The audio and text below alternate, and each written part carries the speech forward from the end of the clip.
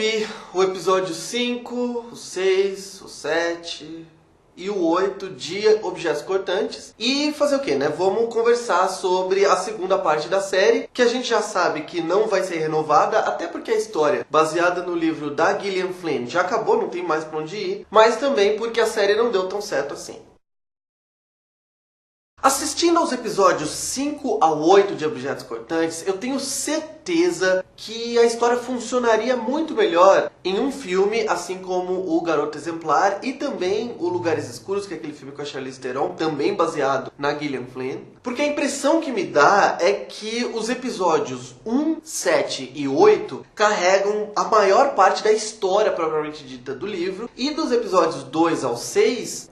muito pouco, como eu falei no vídeo anterior, que eu vou deixar o card aqui em cima, acontece. Muito pouco da história é de fato desenvolvida. E a sensação que fica é que você está assistindo aquela série e não sabe por quê. Apesar dos valores de produção serem, como eu falei também já no primeiro vídeo, impecáveis. A montagem, a fotografia, a direção de arte e as atuações, principalmente das duas atrizes principais, da Amy Adams e da Patricia Clarkson, que aqui, nessa segunda metade da primeira e última temporada da série, demonstram a força que elas têm como atrizes, porque, como eu falei, o roteiro dá pra elas mais oportunidade de explorar facetas dramáticas das suas personagens. E claro que essa série não foi uma série toda de se jogar fora. Ela teve altos e baixos e tem alguns momentos breves em que ela chegou muito perto de ser ótima. Então, nessa segunda metade, tem aquela cena, aquela conversa da Amy Adams, né, da Camille, com a mãe dela, em que a mãe revela que não a ama, que é uma revelação assim que realmente, claro, que mostra pra gente os motivos pelos quais muitas das atitudes tomadas pela Camille foram tomadas ao longo da vida dela, e que já estava evidente na maneira da mãe tratá-la. Tem também uma sequência em que ela e a irmã mais nova acabam saindo numa noite,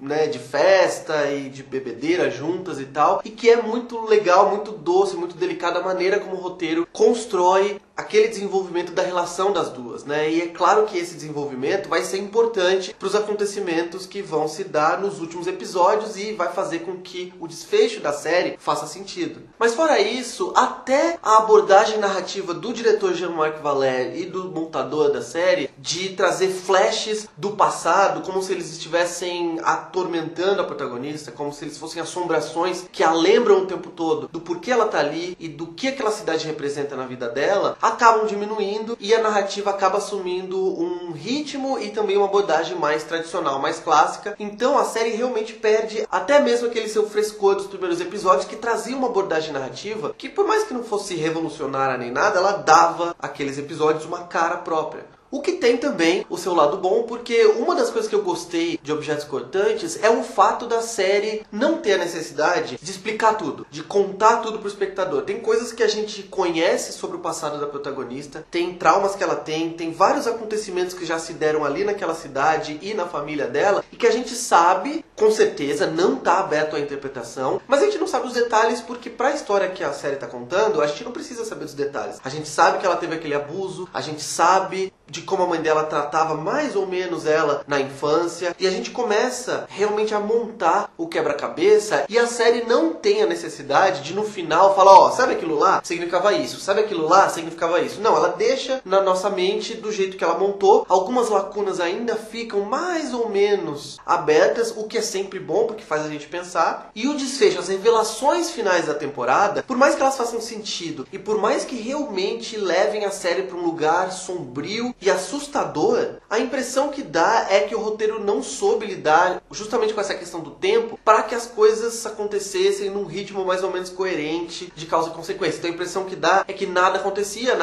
e de repente, ó, tem que acontecer tudo, tem que mostrar o que está acontecendo, tem que revelar a verdade para o espectador em 2 capítulos. E isso, mais uma vez, é consequência dessa estratégia de transformar uma história que poderia funcionar em 2 horas em uma que leva 8. E já que foi a HBO que decidiu produzir a história, por que não produzir uma história em longa-metragem, como foi feito com The Tale, o conto, que eu fiz vídeo aqui esses dias também, e que ao contrário dessa história aqui, consegue ser muito mais coesa, consegue ser muito mais intrigante, não só pelas características da sua história, pelos seus personagens e pela abordagem do roteiro, como também por não ficar enchendo linguiça, não ficar se estendendo eternamente, partindo para tangentes que vão ser desnecessárias no final das contas. Então a HBO poderia ter investido convertido num telefilme ao invés de uma série. Me arrependi de ter visto Objetos Cortantes?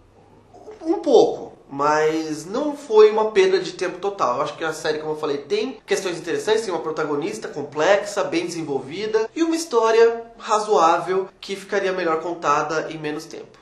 Vem aqui me dizer não só o que você achou de Objetos Cortantes, quanto o que você achou desse vídeo aqui, como também o que você acha de eu fazer mais resenhas, críticas, seja o que for, de séries ou de temporadas de séries aqui no canal. Eu poderia fazer da última temporada de House of Cards, que chega esse ano ainda no Brasil, porque eu acompanhei todas as outras temporadas anteriores, ou então séries que vocês sugerirem pra mim. Vem aqui dizer se vocês têm esse interesse e quais séries seriam essas. Se inscreve no canal, curte o vídeo, clica ali em cima no sininho para receber notificação sempre que tiver vídeo novo, e é isso.